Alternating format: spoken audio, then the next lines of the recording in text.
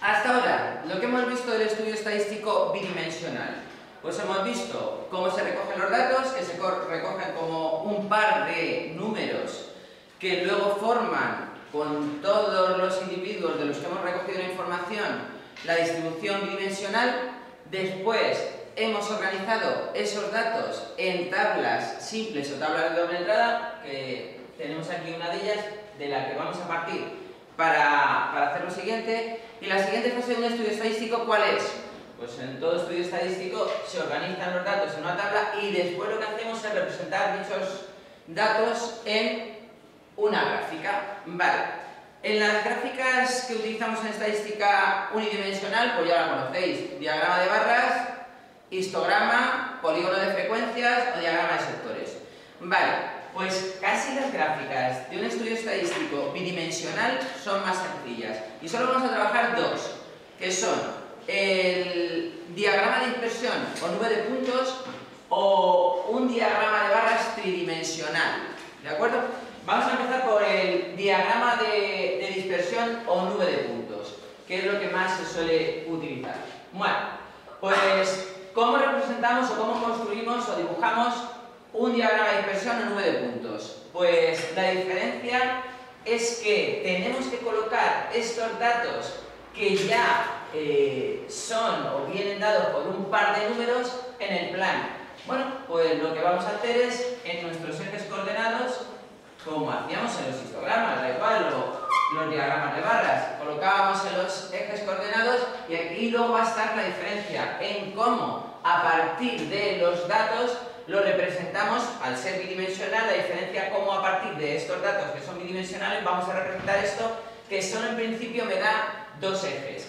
Bueno, la cuestión es que, si os acordáis de la estadística unidimensional, en el eje de las X poníamos el valor de la variable y en el eje de las Y poníamos o bien la frecuencia absoluta o bien la frecuencia relativa, lo que queríamos representar. Aquí no podemos hacer eso. ¿Por qué? Porque tenemos dos variables a representar. Es decir, que en el eje de las X vamos a representar una de las variables, la variable X, y en el eje de las Y vamos a representar la otra variable. Y entonces la pregunta ahora es, dices, ¿y dónde vas a representar lo que realmente me interesa a mí? Que es la frecuencia absoluta, que en la tabla de doble entrada viene aquí 1, 1, 4, 2, 5, porque yo antes lo que hacía, representaba aquí una variable y levantaba una columna o una barra hasta la frecuencia absoluta. Yo lo veía y dices, frecuencia absoluta 5. Ahora no, ¿por qué? Porque en este eje tengo la variable X, en este eje tengo la variable Y, ya no puedo en este eje representar la frecuencia absoluta. ¿Cómo lo vas a representar? ¿Cómo lo vas a hacer? Bueno, esto es justamente lo que vamos a ver ahora. Que incluso, bueno, iba a decir, es más fácil. No, es igual de fácil, porque dibujar un diagrama de barras es fácil. Dibujar un histograma, un diagrama de dispersión o nube de puntos también es fácil. Vale, pues ¿qué vamos a hacer? Pues igual que hacíamos en los gráficos estadísticos unidimensionales. En una de los ejes, en este caso, en el eje de las X, vamos a representar una variable, vamos a representar en este caso, esto era notas en un primer examen, bueno, pues en este caso vamos a representar los valores que se obtenían en un primer examen. Vale, pues la variable X, notas en el primer examen. Vale. ¿Y qué vamos a representar en el eje de las Y? Pues las notas que teníamos en el segundo examen. Notas en el segundo examen. Vale, y la pregunta ahora es, dices, ¿y entonces dónde representamos lo que realmente me interesa? Que es la información de la frecuencia absoluta. Bueno, pues lo que vamos a hacer de momento es representar, en este caso, todos los valores de la variable, que serían, pues en el eje de las X, pues tendríamos 1, 2, 3, 4, 5, 6, 7, 8, 9 y 10, ¿vale? Pues ya, una vez que hemos representado todos los valores en la variable X, ¿qué vamos a hacer? Pues lo mismo en la variable Y, vamos a representar todos los valores que puede tomar la variable Y. Vale, lo mismo, aquí si os fijáis el 1 no aparece. Bueno, pero en el diagrama lo voy a poner, porque eso lo tengo que ver en el diagrama. Vale, pues además ponemos, en este caso, otra vez, 1, 2, 3, 4, 5, 6, 7, 8, 9 y 10. Vale, ya tenemos. Tanto en el eje X como en el eje Y tenemos todos los valores que puede tomar cada una de las variables. Que es lo que haríamos, como digo, si estuviéramos en un problema de estadística unidimensional, cogería los valores de la variable X y ahora, el 1, ¿cuántas veces aparece? 5, pues levantaría hasta el 5. Ahora no puedo hacer eso, ¿por qué? Porque tengo dos valores. Y ahora la cuestión es, ¿qué es lo que aparece en este caso una vez? No aparece el 1, aparece que en el primer examen me ha sacado un 1 y en el segundo un 2. ¿Cuántas veces ha pasado eso? Ha pasado una vez. Pues lo que hago, fijaros lo sencillo que es. En el primer examen, un 1 y en el segundo, un 2. Justamente estaría en esta situación. Este punto representa este valor, el 1, 2. Y aquí lo que voy a hacer es dibujar un punto. Cuando yo veo este punto, en el gráfico me está indicando que veo que hay una persona que en un examen ha sacado un 1, en el primer examen ha sacado un 1 y en el siguiente un 2. Y ya estaría. Es decir, no hay que ni siquiera que levantar rectángulos. Un punto y tengo hecha la gráfica. Fijaros, incluso lo que os digo, más sencillo incluso que a lo mejor un diagrama de barras. Vale, seguimos con el 1. Ya que estamos aquí con el 1, el 1, 3. ¿Cuántas veces aparece? 1. Pues voy al 1 en el eje de las X, voy al 3 en el eje de las Y y me situaría aquí. Vale, ¿y qué ponemos? Otro punto. Y ya está. Es decir, ponemos un punto en cada uno indicando, pues mira, ahí está un valor, una persona que ha obtenido un 1 en el primer examen y un 2 en el segundo. Una persona que ha sacado un 1 en el primer examen y un 3 en el segundo. Y ya está, no tiene más. O sea, esto es el diagrama de dispersión en número de puntos. Coger los valores de una variable, coger los valores de la otra, irme a la intersección 1, 2, 1, 3, dibujar un punto y esa es la gráfica. Seguimos entonces. Aquí no hay nada, por lo tanto, en el 1 hemos terminado. Vamos al 3. El 2 no hay nada, hemos terminado, vamos al 3. El 3, 4. 4. 3, 4. Estaríamos ahora aquí. 3 de la X, 4 de la Y. 3 de la X, 4 de la Y. Ahí habría otro punto. Fijaros, pero aquí ya tenemos que entender algo. ¿Y cómo yo al ver la gráfica voy a detectar que el 3, 4 son 4 personas y no una? Bueno, pues la diferencia aquí va a ser justamente tendríamos, a ver, en el examen no lo voy a estar midiendo milimétricamente, pero lo que tendríamos que hacer es hacer un punto que sea proporcional a este. Es decir, que si he dibujado este punto para representar a una persona, este punto tendrá que ser 4 veces más grande que ese. ¿Entendemos o no? Es decir, que no puede ser que haya un puntito igual que este, porque yo lo que voy a entender es que solo hay una persona que ha sacado un 3 en el primer examen y un 4 en el segundo. ¿Cómo diferencio que no son una persona, que son 4? Pues este punto tendría que ser proporcional al punto que representa una unidad. Es decir, que ese punto tendría que ser en área 4 veces más grande. ¿Vale? Seguiríamos. Vale, el 3, 2. 3, 2. No, el 3, 5. 3, 5 me vendría aquí y estaríamos en este punto. ¿Qué tendría que hacer? Dibujar ahora un punto, pues que sea un poquito más grande que este, pero un poquito más pequeño que el otro. Vamos a dibujarlo así. Esto un poco, os voy a poner incluso los valores para que entendamos. Esto sería un 1, que luego los valores no hay que ponerlos. Esto sería un 1, este tiene que ser un punto un poquito más grande que este, pero por supuesto tiene que ser más pequeño que este que representa un 5, a un 4, ¿de acuerdo? Vale. Y esto es el diagrama de dispersión 9 de puntos. Pasamos al siguiente dato, porque en el 3 ya no tenemos más. 4. El 4, 5, 4, 5, 4, 5 que estaría... Aquí lo he dibujado mal, ¿no? Sí. Fijaros que este lo he dibujado mal, porque este era el 3, 5, 3, 5 y lo he dibujado en el 3, 4. Ah, no, vale, sí, está bien, porque era el 3, 4, 4 y el 3, 5, 2, sí, vale. Y ahora nos vamos al 4, 5, 4, 5.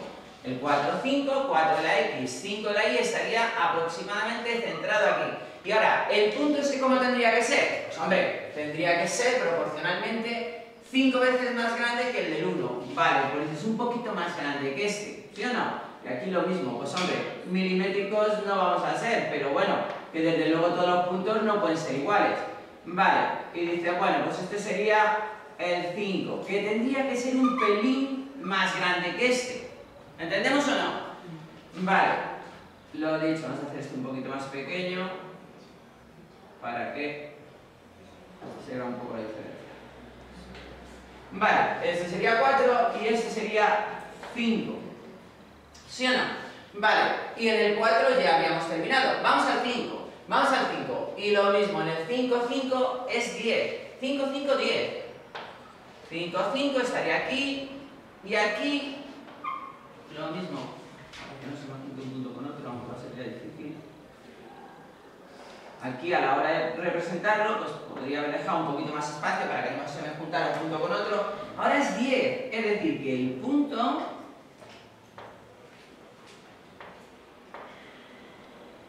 Lo que estamos hablando tendría que ser el doble que este. 10. ¿De acuerdo? Es decir, en este caso el 5, 5 es 10. ¿Vale? Y seguiríamos. El 6, 7. Vamos al 6, nos vamos al 7, 7 por aquí, 6 por aquí. Vale, y estaríamos ahí. Esto, el punto que hagamos, tendría que representar dos unidades. Tendría que ser un punto como ese. Bueno, pues un punto como ese podría ser aproximadamente esto. Vale, pues lo mismo, lo pongo aquí para que entendamos por qué los puntos son más grandes o más pequeños, pero tendría que estar, lo que os digo, igual que este. Más o menos lo que estamos diciendo, imaginaos que estamos en el examen. Lo que no puede ser es que este 10 sea como el 1, pues lo tienen mal. O sea, este 10 tiene que expresar, ese punto tiene que expresar que ahí hay 10 personas que sacan un 5 en el primer examen y un 5 en el segundo. Vale, y seguimos. El 6, 8. 6, 7 era este. 6, 8. 6, 8. Que estaría aquí. 6, 8. En este caso, 6, 8 es 3. Bueno, pues en este caso el punto tendrá que ser un poquito más grande que ese y más pequeño que este. Bueno, pues más o menos así. Ese sería en este caso para 3. Vale, y vamos al siguiente. 7, 7. Pues 7, 7 que estaría aproximadamente por aquí y es 1. Pues 7, 7, 1, pues prácticamente sería o tiene que ser como estos. ¿Vale? Y siguiente, en este caso tendríamos el 8, 7, 8, 7, que estaríamos aquí. El 8, 7, que en este caso es 5, tendría que ser aproximadamente como este. Aproximadamente así. Este sería un 1, este sería un 5. Lo dicho, los números no hay que ponerlos, los estoy poniendo para que entendamos la diferencia entre un punto y otro. Es decir, los puntos tienen que ser más grandes o más pequeños en función de la frecuencia absoluta que en este caso tienen que representar. Y vamos a por el siguiente, 9, 8. 9, 8, que estaríamos, en este caso, estaríamos aquí, 9, 8. Y en este caso sería 4. Es decir que, pues un punto, pues otra vez lo mismo. Que esto es lo que os digo, por lo menos que dices, no, es que tiene que ser perfecto. Hombre, perfecto no nos va a salir, pero que represente bien los puntos, más o menos, pues tendríamos que tenerlo. 4. Vale, en este caso, 9, 8, 4. Y por último ya nos vamos al 10, 10. 10, 10, que tendríamos en este caso por aquí, el 10 de la X, 10 de la Y, que estaría ahí. Pues tenemos que representar un punto que sea 2. 2. Y en este caso tendría que ser así. Vale, pues justamente ese es el diagrama de dispersión o nube de puntos de ese estudio estadístico, que como digo, pues tampoco tiene gran cosa. Simplemente es los valores que justamente, como ahora son pares de números, ¿dónde lo voy a representar? En el plano. Y ahora, ¿cómo represento esa frecuencia absoluta? Pues simplemente dibujando puntos que sean más grandes o más pequeños. Por eso el diagrama se llama nube de dispersión, diagrama de dispersión o nube de puntos. Vale, con respecto al diagrama, ¿Por qué se representan los datos? ¿Por qué se organizan los datos en una tabla? ¿O por qué se representan los datos gráficamente? Bueno, de hecho, esta representación es súper importante a la hora de hacer un análisis bidimensional de los datos. De hecho, solamente viendo el gráfico ya se puede concluir si hay relación o no entre las variables. Dice, bueno, pero esto es muy preciso. No, para eso luego están las matemáticas que te dicen, haz este cálculo. Si pasa esto, las variables tienen dependencia. Si pasa esto, las variables no tienen dependencia. Si hay dependencia, haz este otro cálculo para llegar a una predicción, que no lo puedo hacer con el gráfico. Pero con el gráfico, visto así, ya sabríamos, solo con estos datos, que sí que existe relación, que vamos a ver ahora, que sí que existe relación entre las variables. Es decir, que va a haber bastante, de hecho, según está el gráfico dibujado, va a haber bastante relación. Eso lo veremos después, cuando a partir de la gráfica se puede decidir ya más o menos si hay relación o no, que luego tendremos que confirmarlo con pues, los parámetros estadísticos, que es la siguiente fase del estudio estadístico, que es lo que hacíamos con los datos de un estudio estadístico unidimensional. Una vez que ya tenemos los gráficos, dice, y ahora el resumen de los datos con los parámetros, centralización y dispersión. Pues vamos a hacer lo mismo, una vez que ya tenemos todo organizado en tablas y representado en gráficos, lo siguiente será el análisis de datos, que será calcular unos parámetros que me permitan decir si hay relación o no hay relación. ¿De acuerdo?